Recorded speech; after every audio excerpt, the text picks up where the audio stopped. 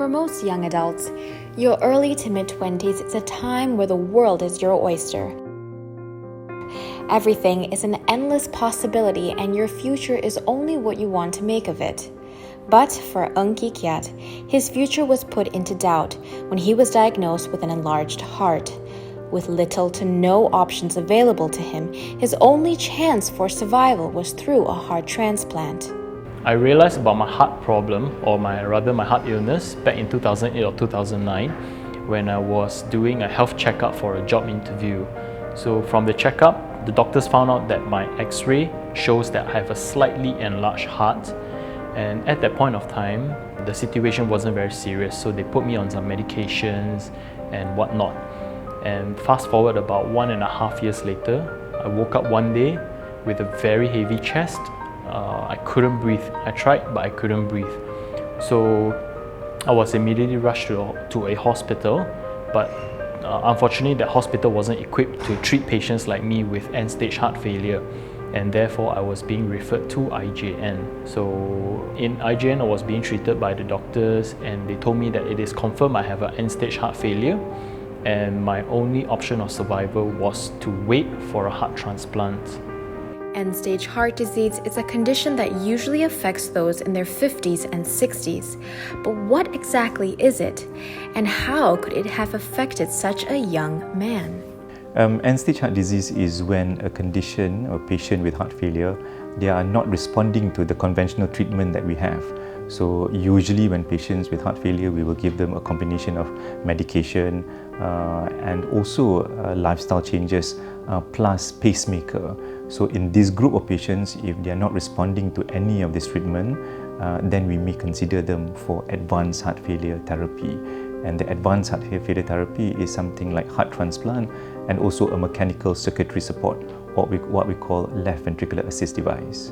In patients with severe heart failure, majority of them will have problems with breathlessness, so they feel very tired, and most of the time they are not able to do and perform their daily activities. So they're unable to walk around the house, and some patients will have multiple admissions to the hospital.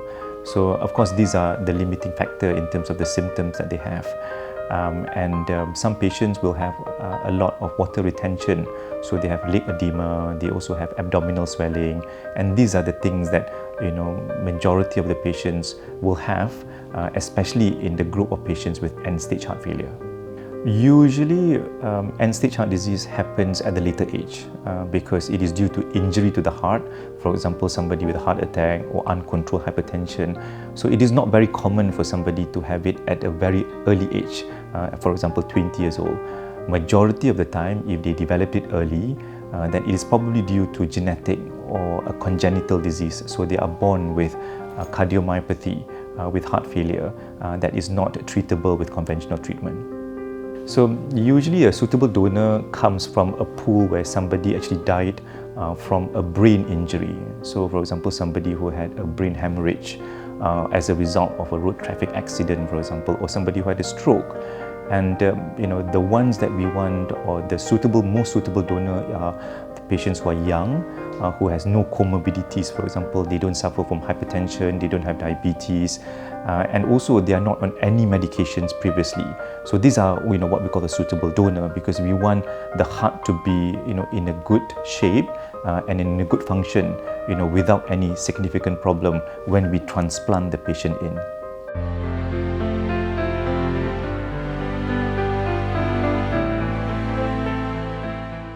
Despite everything that he had to endure, Eng Ki Kiat has managed to come out of the tunnel and back into the light, and things that might have seemed dour at some point has begun to look so much more hopeful.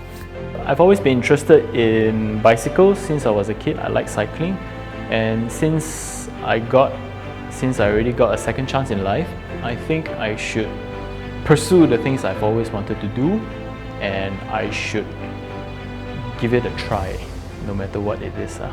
So then I went ahead. After confidently being able to cycle well, I started getting into more strenuous activities.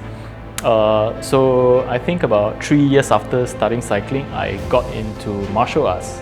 So I started doing boxing, Then I went for vacation in Bali, and that's when I tried surfing for the first time. And then subsequently I tried bouldering, and I've also tried other sports like jiu-jitsu, a bit of MMA kind of stuff.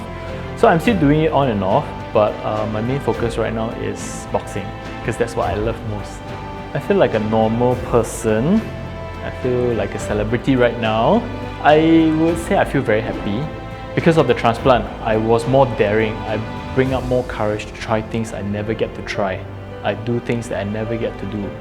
So I would say, yeah, I'm a happy person lah. And I get to get married, settle down, so that's a very happy part. From the bottom of my heart, I am very appreciative to all the doctors and nurses, all the staff of IJN for taking such good care of me in these 10 years, especially to Point Sharifah, who is always keeping in touch with me, how I've been, coordinating all my follow-ups, all my medications. So yeah, a very, very, very big thanks to IJN for everything they've done for me. I think he has done, exceptionally very well.